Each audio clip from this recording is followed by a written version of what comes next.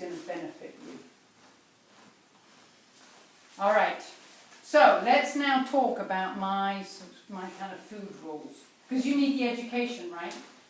We all need a little bit of education. Like I said, there's masses of information out there. I could sit there all day on my internet, and sometimes I do, and just read about all the new diets and all the new foods and what you should be eating and what you shouldn't be eating. And I love to sift through that. I mean, I have a master's in nutrition, and finding things that work for people, for me, is a passion.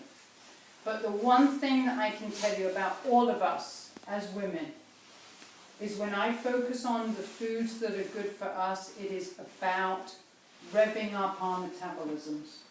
Because apart from Anna, we're all at that age where our metabolisms, Anna's metabolism is still going this way, ours are all going this way. All right, so our metabolisms are actually slowing down because of the hormones we're releasing, because of the stresses that we've had, all the, if we've had medicines, if we've had environmental any kind of stress, environmental, chemical, emotional, and we've all had enough of those to have sort of a metabolism probably in the negatives. So the things that I think about when I'm talking about food is things that are going to bring our metabolism up. Remember I said food is medicine, and food is your friend, and food is your fuel. And that is all about your metabolism. Okay, so these are kind of my own and, a culmination of other people's things about what really works for women. Number one, you need to be eating 5 times a day. Yes. Yes, yeah, I love that. Yes. But what do I need to eat? That's the next question. And you need your first meal should be 30 minutes after you wake up. And this morning I told you guys I had a coaching call with a client. She owns a restaurant.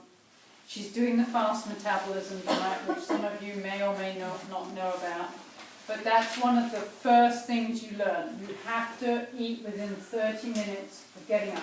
Now, this woman owns a health restaurant out in California. She goes, Vicky, it's my first, she's on day 1. It's my first day, I have to get up and eat breakfast. I usually get up, I don't eat until 2 o'clock in the afternoon. I don't understand. And here is a woman who has access to everything, and she doesn't take care of herself. Now, doesn't that sound familiar? You know how we talked about the oxygen mask going on everybody else instead of on ourselves? And that was her first realization. She goes, you mean I have to eat within 30 minutes of getting up? I'm like, yes, you do. And from then on, you are going to eat every 2 to 4 hours after that. So that the reason that you do this is because once you start eating, your metabolism comes up.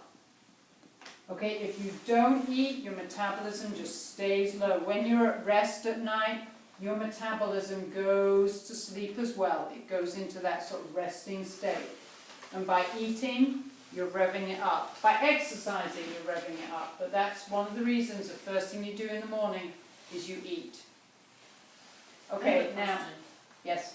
If you get up early in the morning, because I plotted this out, because another reason that I'm having such a bad day.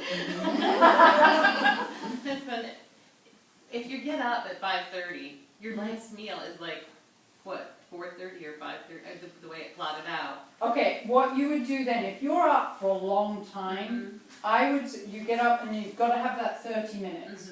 And then you go every 3 to 4 hours. So you cannot go more than 4 hours without having anything. And I know when some people start like plotting things out and you say eat every 2 hours, they're like, okay, I'm eating 6 times a day.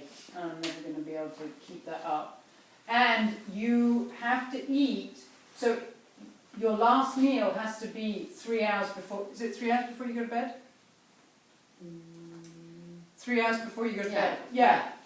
So if you're going to go to bed at 9 o'clock, your last meal has to be, or last snack has to be at 6. And if you have to add an extra one in there, then you add an extra snack in there. Okay, so